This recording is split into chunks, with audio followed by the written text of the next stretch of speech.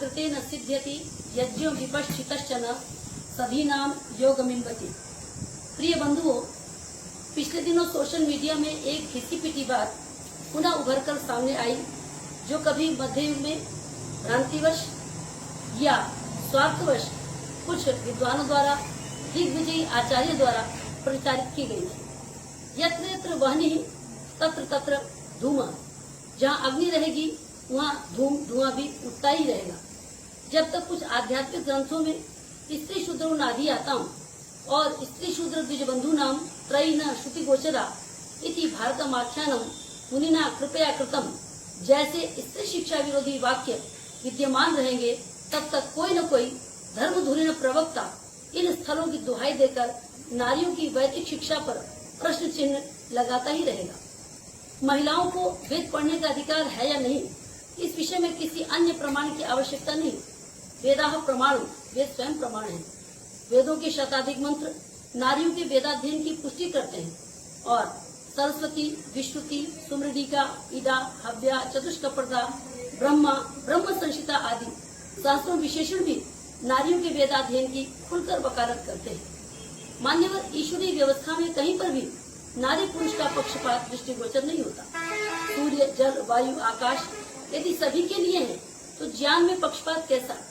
ईश्वरीय ज्ञान ब्राह्मण, क्षत्रिय, वैश्य, शूद्र, अतिशूद्र तथा नारी जाति सभी के लिए समान रूप से उपलब्ध है।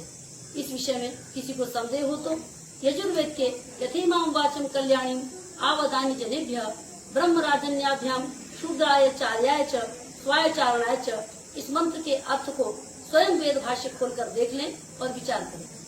अपनी अपनी बौद्धिक क्षमता के अनुसार प्रत्येक मनुष्य वेद से लाभ उठाकर निश्चय ही अपने जीवन को धन्य कर सकता है।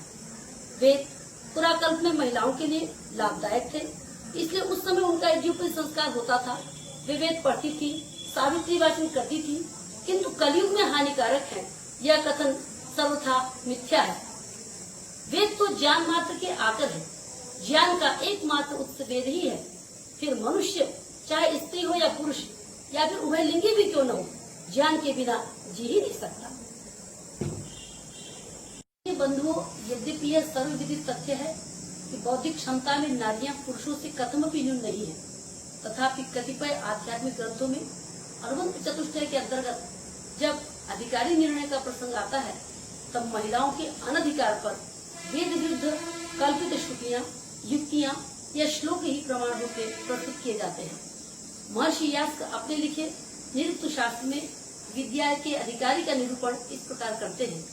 विद्या हवै ब्राह्मण मा जगाम गोपाय मा शेवधिष्ठेऽहमस्मि असूय काया नृजवे यताय नमा ब्रूया विवीर्यवती तथा स्याम यमेव विद्या शुचिव प्रवत्तम मेधाविनं ब्रह्मचर्योपपन्नम यस्ते न द्रुह्येत कथमच्चनाः तस्मै मा ब्रूया निधिपाय ब्रह्मन्। विद्या कहती है, ब्राह्मण मैं तेरा धन हूँ, मेरी रक्षा और वृद्धि के लिए मुझे उसको सौंप।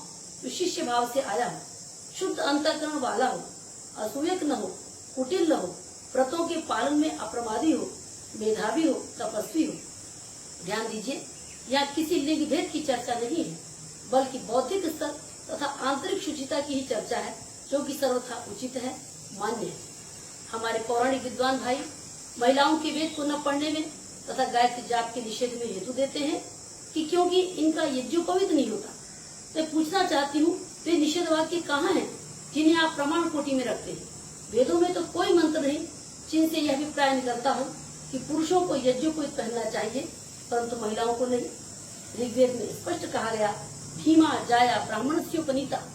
यहाँ उपनीता पर जिसका अर्थ है उपनयन की हुई, स्पष्ट संकेत करता है कि महिलाओं का यह उपनयन संस्कार होना ही चाहिए। यदि यह प्रमाण ब्राह्मण पत्नी मात्र के लिए कोई माने, तो कन्या मात्र के उपनयन संस्कार का संकेत देने वाला दूसरा अथर्ववेदीय मंत्र देखिए, ब्रह्मचर्येण कन्या युवानम विन्दते पतिम, अर्थात कन्या अकृत विवाह स्त्री ब्रह्मचर्यं चरन्ति तेन ब्रह्मचर्येण युवानम पतिम विन्दते। ब्रह्मचर्य का अर्थ है ब्रह्मणः वेदस्य अध्ययनार्थम चर्यम आचरणीयम समिदाधान भैक्षाचर्य भैक्षचर्यादिकम अनुष्ठीयमानम कर्म। इस विग्रह के आधार पर ब्रह्मचर्य शब्द के अंतर्गत समिदाधान, भिक्षाटन, गुरुकुलवास तथा गुरुकुल में किए जाने वाले उपनयन, वेदारंभ संस्कार आदि सभी व्रत आ जाते हैं। यदि कुछ महानुभाव ब्रह्मचर्य के प्रसिद्ध संकुचित अर्थ के प्रति ही आग्रही हैं, तो उन्हें महाभारत शल्य पर्व के ये प्रमाण देखने चाहिए, जहाँ दोनों शब्दों का प्रयोग एक साथ प्राप्त होता है। अत्रैव ब्राह्मणी सिद्धा कौमार ब्रह्मचारिणी योग युक्ता दिवम याता तप सिद्धा तपस्विनी भारद्वाजस्य दुहिता रूपेणा प्रतिमा भूमि श्रुतावती नाम विभो कुमारी ब्रह्मचारिणी। इन श्लोकों से स्पष्ट है कि ब्रह्मचर्य का मुख्य अर्थ वेदाध्ययन और उसके लिए अनुष्ठीयमान व्रत ही है, और ये सभी व्रत बालकों की भांति बालिकाओं द्वारा भी किए जाते हैं। पश्चात गोविंद गृह सूत्र का प्रमाण लीजिए। यहाँ कहा गया, प्रावृताम यज्ञोपवीतिनीम अभ्युदानयन जपे सोमो ददत गंधर्वाय इति, अर्थात उत्तम वस्त्रों से ढकी हुई यज्ञोपवीत धारण की हुई कन्या को विवाह मंडप में लाकर सोमो ददत गंधर्वाय मंत्र का पिता जाप करे। स्पष्ट है कि विवाह काल में कन्या के शरीर पर यज्ञोपवीत होना ही चाहिए।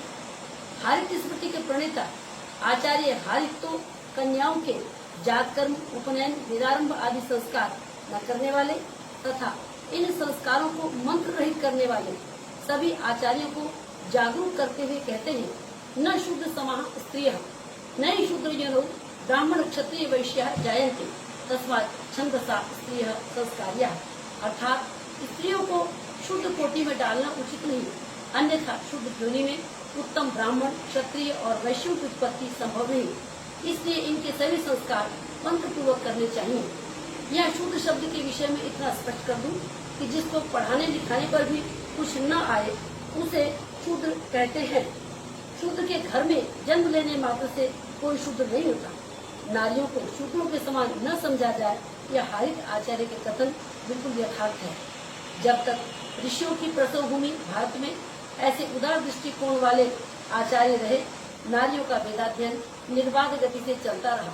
वैदिक काल में नारियों ने वेदाध्ययन ही नहीं किया, मंत्रार्थों के दर्शन भी किए। वे मंत्र दृष्टा ऋषियों की भांति मंत्र दृष्टि ऋषिकाएं कहलाई। बृहद देवता की आशानुक्रमणी में इनके नाम देखे जा सकते हैं। इसी प्रकार ब्राह्मण युग तथा उपनिषद युग में भी कुमारी गंधर्व गृहिका, महापंडिता गार्गी, ब्रह्मवादिनी मैत्रेयी आदि अनेक पंडिताओं के नाम आते हैं। और आगे चले तो महाभारत काल में जबकि वैदिक धर्म का पर्याप्त ह्रास हो चुका था, उस युग में भी सर्व वेद विशारदा शिवा देवी, तपस्विनी सिद्धा, ब्रह्मवादिनी श्रीमती, ब्रह्मवादिनी श्रुतावती, ब्रह्मवादिनी सुलभा, सर्व धर्म विशेषज्ञ महारानी द्रौपदी आदि अनेक वेद विदुषियों का अस्तित्व था। हर्ष का विषय है कि श्रीमद् भागवत, मार्कंडेय आदि पुराणों में भी ब्रह्मचारिणी वयुना, धारिणी वेना, चतुर्वेद विशारदा वेदवती के नाम उपलब्ध होते हैं। शिव पुराण में शिव पार्वती के यज्ञोपवीत संस्कार तथा पार्वती जी द्वारा स्वयं अपने पुत्र को यज्ञोपवीत देने का वर्णन प्राप्त होता है। इन सब के अतिरिक्त भी अनेक नाम यहाँ प्रस्तुत किए जा सकते हैं, जिनमें विशेष उल्लेखनीय है शास्त्रार्थ में शंकराचार्य जी को अवाक कर देने वाली वेद विदुषी उभय भारती।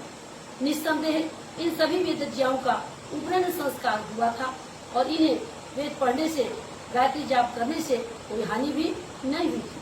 आज महर्षि दयानंद द्वारा संस्थापित आर्य समाज की छत्र छाया में अनेक कन्या गुरुकुल सफलता के साथ चल रहे हैं, जहाँ ब्रह्मचारिणियां विधिवत वेद वेदांग पंडिता आचार्यों द्वारा उपनीत होकर वेद पढ़ रही हैं, पढ़ा रही हैं। वेदों के एक देश सावित्री मंत्र, गायत्री मंत्र, गुरु मंत्र का प्रातः सायं उच्चारण कर रही हैं। साथ ही संपूर्ण ऋग्वेद, यजुर्वेद, अथर्ववेद सस्वर कंठस्थ कर सांगोपांग वेद विद्यापीठ उज्जैन द्वारा वेद विभूषण की उपाधि भी प्राप्त कर रही हैं। सभी कन्याएं अपने जीवन से पूर्णतया संतुष्ट हैं, प्रसन्न हैं। अतः आज इस वैज्ञानिक युग में नारियों के वेदाध्ययन, गायत्री जाप तथा उपनयन संस्कार का विरोध करना कितना युक्ति संगत है, प्रबुद्ध जन विचार करें।